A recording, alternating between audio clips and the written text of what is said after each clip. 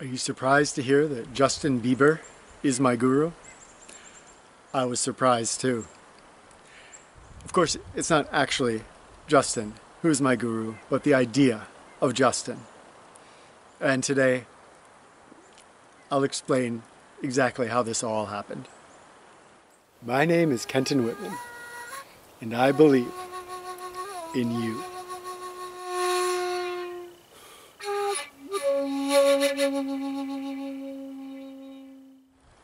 This actually occurred some years ago.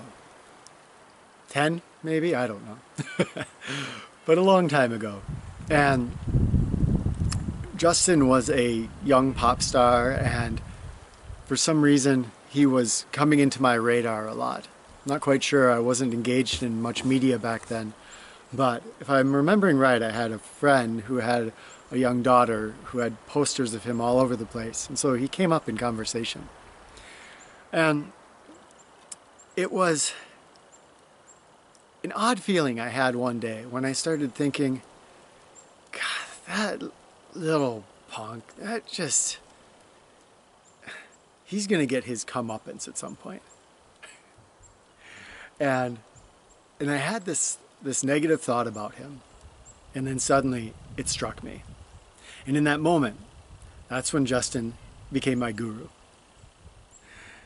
What happened is I realized that I was making a judgment about another human being who I'd never met.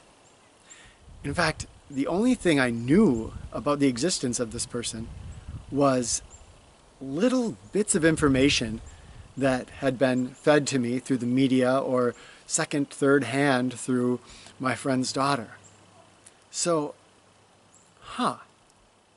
suddenly this was very strange. How could I be jumping into judgment? And why was I finding it useful to spend my personal energies in judging this person who I had never met?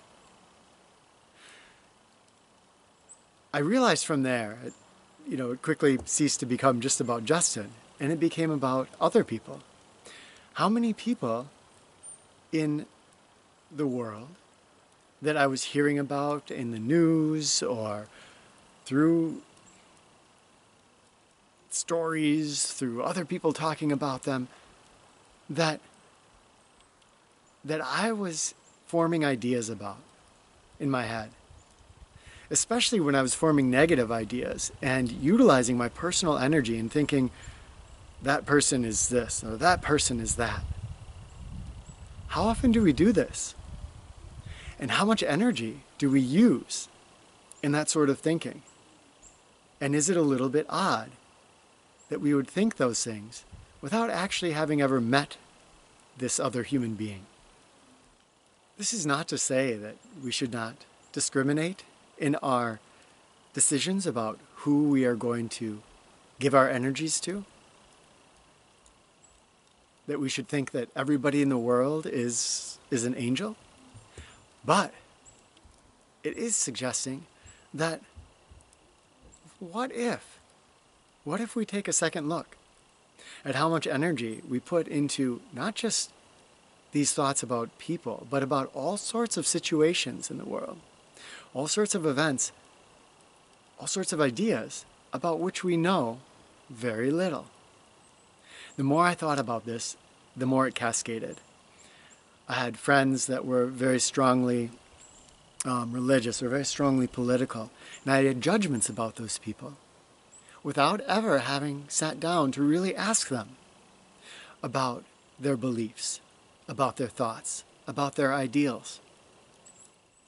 I even began to realize that part of the thoughts that I was having about Justin, maybe about other people, were they actually perhaps motivated out of some sort of jealousy? How could it be that I could be spending my energy thinking these things about another person, a person who I had never met? There it is. Where in our lives are we doing this? Where are we using energies, mental, emotional energies, to form ideas and judgments about people about situations, about ideas that we know very, very little about in actuality. I think this would be a fun one to really hear in the comments. What in your life correlates with this? Where have you seen that you do the same thing?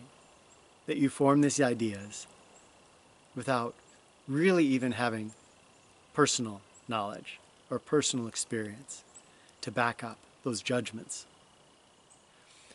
Share your thoughts, your ideas, your wisdom, your insight in the comments below. Thank you, my friends.